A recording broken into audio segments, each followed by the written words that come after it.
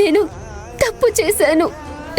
నీలవేణి విషయంలో మీకు అబద్ధం చెప్పాను. అంత పెద్ద అబద్ధం చెప్పినందుకు నా మీదే నాకు అసహ్యంగా ఉందన్నయ్య. చచ్చా, ఏంటి జ్యోతి ఇదంతా? నువ్వేదో నాకు క్షమాపణలు చెప్తావని, నీ మీద నువ్వే అసహించుకుని గిల్టీగా ఫీల్ అవుతావని ఇక్కడికి రమ్మలేదు. నీకు అబద్ధం చెప్పిందని తనలో తానే జ్యోతి చాలా కుమిలిపోతోంది. జ్యోతి, తలెత్తి ఒక్కసారి చూడు.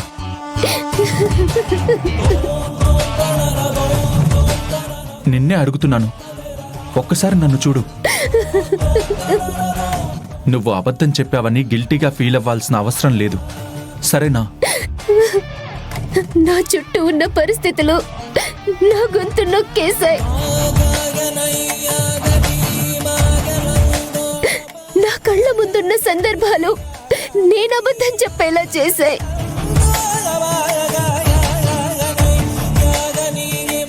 పరిస్థితులకు లొంగిపోయి తప్పు చేయాల్సి వచ్చిందన్నయ్య. చూడు జ్యోతి, ఏం జరుగుంటుందో ఎలా జరుగుంటుందో నేను ఊహించుకోగలను. బహుశా నీ పరిస్థితుల్లో నేనున్నా కూడా అలాగే చేసేవాణ్ణేమో.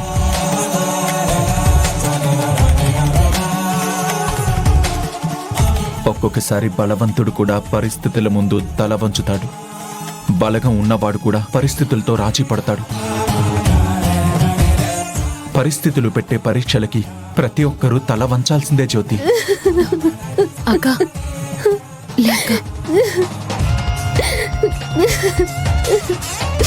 నిజానికి ఇందులో జ్యోతి అక్క తప్పేమీ లేదు సార్. ఆ రోజు జ్యోతి అక్క మీకు అబద్ధం చెప్పడానికి అస్సలు ఒప్పుకోలేదు.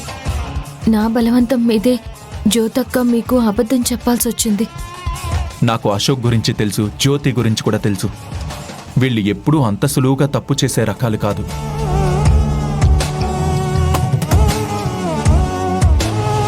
తప్పు జరిగిందంటే దానికి కారణం ఏంటో మనకి తెలిసింది కదా. Thank you very much Tarak. ఇంత జరిగాక కూడా మా మీద ఇంత నమ్మకం ఉంది అన్నావు చూడు, అదే నాకు చాలు.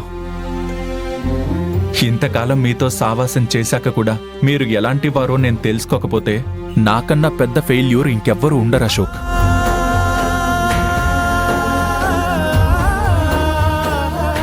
జ్యోతి, నువ్వు నాకు అబద్ధం చెప్పావని, తప్పు చేశావని ఇంకెప్పుడు గిల్టీగా ఫీల్ అవ్వకు, సరేనా? అలాగే తారకన్నయ్య. ఇంకో విషయం ఏంటంటే, మీకు దూరంగా ఉండాల్సి వచ్చినప్పుడు నీలవేణి చాలా బాధపడింది.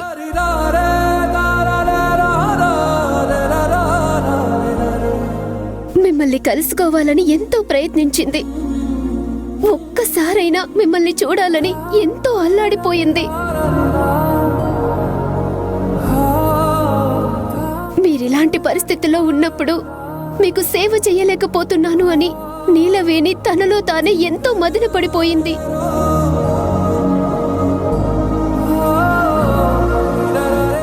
ఆ దేవుడి దయ వల్ల మీరిద్దరూ ఒకటయ్యారు.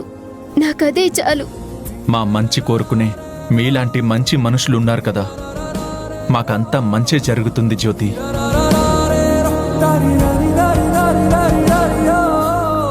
సరే తారక్, నువ్వు జాగ్రత్త, మేము బయలుదేరుతాం. సరేరా, జాగ్రత్తగా వెళ్ళరండి. జరిగింది మర్చిపోండి. మీరిలా తప్పు చేసిన వాళ్ళలా ఫీల్ అవుతుంటారనే మిమ్మల్ని ఇక్కడికి పిలిపించాను. ఓకేనా? ఓకేరా, థ్యాంక్స్. బాయ్. తారక్ సార్, మీరు రెస్ట్ తీసుకోండి, వీళ్ళని పంపించేసి వస్తాను. పదక్క.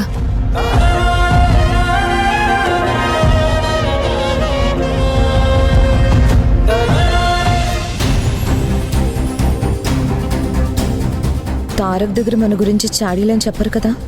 చెప్తే వాళ్ళ పని అయిపోయినట్టే. బొక్క పడిపోయాక ప్లాస్టర్ అంటిస్తే ఏం లాభం? బొక్క పడకుండా చూసుకోవాలి గాని. కాంచనా, మీ ఆయన ఏం మాట్లాడుతున్నాడో తనకైనా అర్థమవుతుందా? అది కాదు అత్తయ్య గారు, ముందే వాళ్ళకి గట్టిగా వార్నింగ్ ఇచ్చి పంపిస్తే బాగుండేది కదా అని నా మీనింగ్.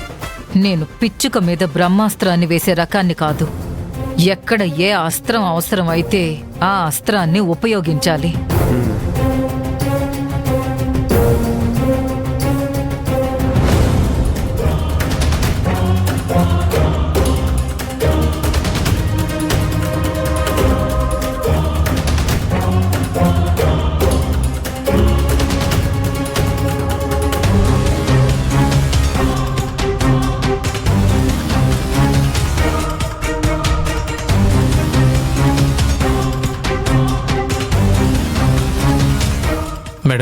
ఇక మేము వెళ్ళొస్తాం.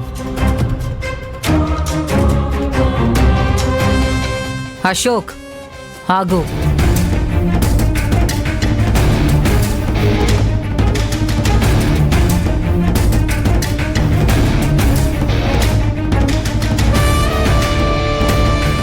చెప్పండి మేడం. వచ్చిన పని అయినట్టేనా?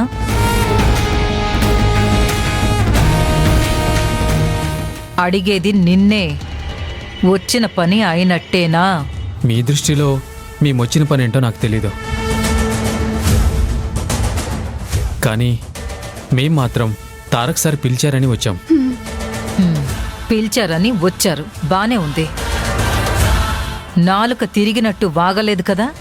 అబ్బే అదేం లేదు మేడం, దయచేసి మమ్మల్ని అపార్థం చేసుకోకండి. అపార్థం చేసుకోవడానికి ఏముందిలే, నిజాలు ఎప్పటికైనా బయటపడతాయి కదా. మీరు నోటుకొచ్చింది వాగితే అది మా అమ్మకు తెలియకుండా ఉంటుందనుకుంటున్నారా? అదేం లేదండి, ఈ ఇంట్లో కాదంబరి మేడంకి తెలియకుండా ఏం జరుగుతాయి? ఈ మాత్రం క్లారిటీ మీకుంటే చాలు. ఇక వెళ్ళొచ్చు.